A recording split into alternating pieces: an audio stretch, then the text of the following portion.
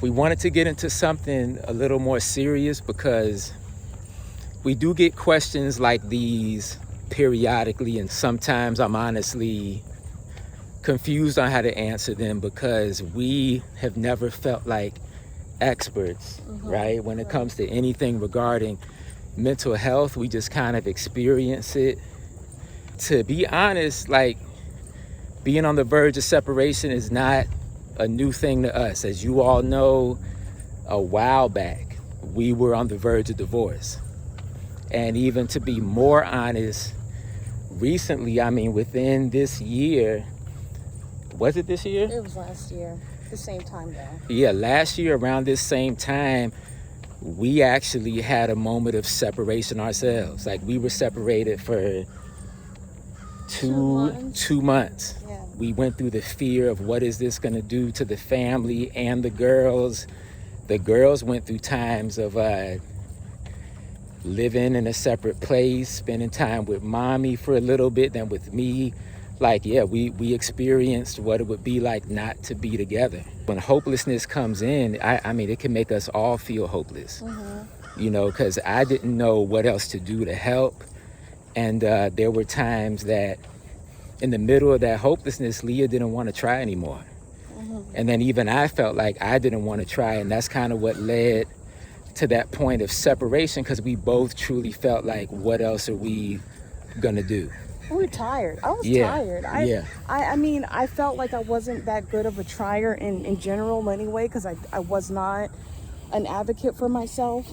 It gets really tiring to hold that baton. I feel like even when I have tried to do it just for myself, it's like it's tiring. It's tiring. It's a fight. I didn't want to fight, and I feel so immature to admit that. But, you know, it gets tiring to fight for something that just doesn't, like, I feel like you almost have to believe in it for it to exist, which is contradictory, because it's like, but I know it's real. Yeah. And, you know, I'm not trying to believe in a myth. I mean, this is something that isn't, you know, I know is impacting me. Last year, I was trying to hide all of this stuff and make it look like everything was normal on the video, still trying to be silly with the girls and post videos that had nothing to do with this stuff. This was one of the hardest times, I think, of our marriage. It's different when you're going through stuff, dealing with confusion, dealing with issues, and you have kids. This was the worst thing to ever explain to two little girls when we hadn't even had things figured out at the same time. And so that's why I can empathize with another guy that's in a position to even consider those things. I mean, it's not to say that you stay for the sake of the kids or you keep things together only for the kids, but it's just a major element in any family decision that happens. And mental health, when it comes down to it, it's a movement of the whole family. Like, it's not just Leah's fight by herself or my fight by myself. And even in many ways now, like even with the girls, our parents, it's kind of all of us moving as a unit. So it's something that you really don't want to do alone. Either way it goes, you don't want to do it alone, whether you're the person experiencing it or the person trying to help somebody who's experiencing that. First of all, I'm sorry that you're even dealing with a situation like this. I'm so sorry. And I say it not out of pity, because I know for you to last this long, to have these kids, to be married, to have a family, and to support them the way you do, takes a lot. It takes a lot. It takes a lot from, you know, any wife, any wife, any husband, any dad, any mom, just trying to hold up a family. So to deal with it as you're dealing with a condition, you know, that I can definitely relate to, you know, I'm so sorry, you know. I wish I could ask you questions. I was like talking to LaGuardia and I was like, so what about this and that? And we, you know, we only have just this one piece. And because I don't want to assume anything for you or, you know, put any feelings in your mouth that are not there. But I do hope that whatever the condition is, this specific condition, if it's depression or bipolar,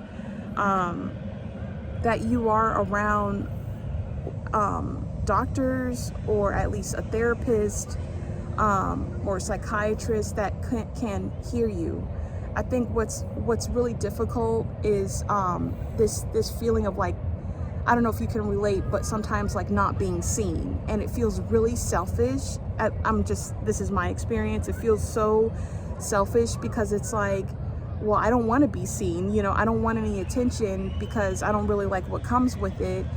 But then at the same time, that I knew that it was there, that there's this part of me that I know, or that I felt like was beyond depression only, and I don't know what that was.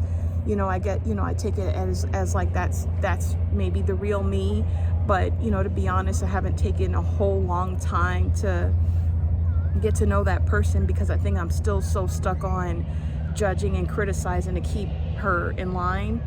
I don't know. And so I don't know what your process is, but, I want you to know that you are seen and that you are valuable. I mean, those kids, I could only imagine the love they have for you, and for your husband to reach out and, be concerned for you because of his love for you that's real, and, honestly, I mean, maybe separation could be helpful, and that it doesn't have to be all doom and gloom in that way either, just for you to get some time to like kind of figure out what it is that you want too, if that's possible, or who to ask to help you get to that place, and that, LaGuardia is right. It doesn't have to be a journey alone.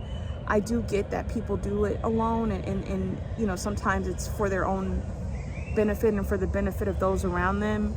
And so that's fine too. I guess I just want to relate to you, like, no option is bad, except for the one where you're not here anymore, and no one's here to enjoy you and to love you, and that you don't see it.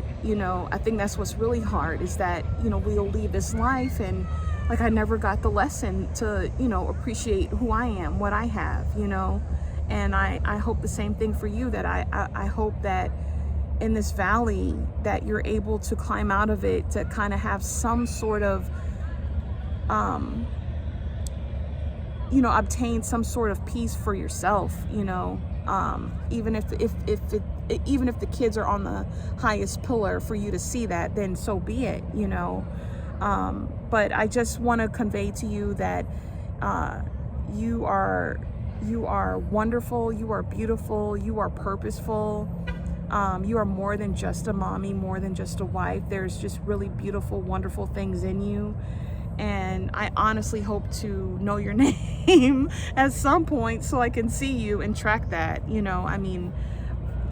just to meet you. So I just want to let you know, like, you just have another sister in the struggle with you, even if I am in Florida, but, my heart is there, and my prayer, when I saw the question, I automatically went in to like say a little prayer for you, just to kind of have some sort of hope and alleviation of all that sadness, all that stuff that's just piled up there, whatever it may be for you, And to the husband, I'm gonna be real with you. I can tell you right now that the right thing to do would be to go get counseling. I have yet to do that. I have not started that journey yet. And to be real, being a person that can be relatively optimistic when things are going well, I feel cool. I'm good. I can go back to normal when things are bad. I feel like I need counseling. When it's good, I feel like I don't. But coming close to a decision of separation and divorce and whether you should stay or not, I think one of my fears at one point was I didn't want no counselor to tell me, you should leave, you shouldn't fight anymore, you shouldn't have, like, I wasn't sure. Maybe that for me could be a sense of control and not really wanting anybody to tell me how to live my life. But that, in the end, is just fear. And I don't really want to be afraid to be open and tell anybody else to be afraid to be open to receive that stuff too. And so I know there's good counselors out there that are not there just to tell you to quit, but to help you along the journey, because there's a lot of brothers out there like us who do care about our wives but are not educated in what to do. And even the ones dealing with depression and mental health issues are not educated in what to do. And so I do feel like individual therapy, family therapy, all of that stuff has to make sense. I can't direct you on where to go because I still have to look and find that for myself. But you're not alone. I mean, I'm hearing it too. Your sister is the one that sent the message, but even if you want to send a message, that's cool too, and we can talk about it, or do what a lot of guys do and not talk about it and talk about other stuff, make up jokes and play around and pretend like nothing is going on, even though it really is, which is not, I'm not telling anybody to do that. So I hope this video helps. We want to do more stuff like this. And if any of y'all out there have advice for this couple, if you've experienced things like this, please leave your knowledge in the comments, because we all are just students trying to help each other out. Nobody's an expert. Even if you think you are, you still got things that you're learning. So thank you in advance for all of the things that we're going to learn together.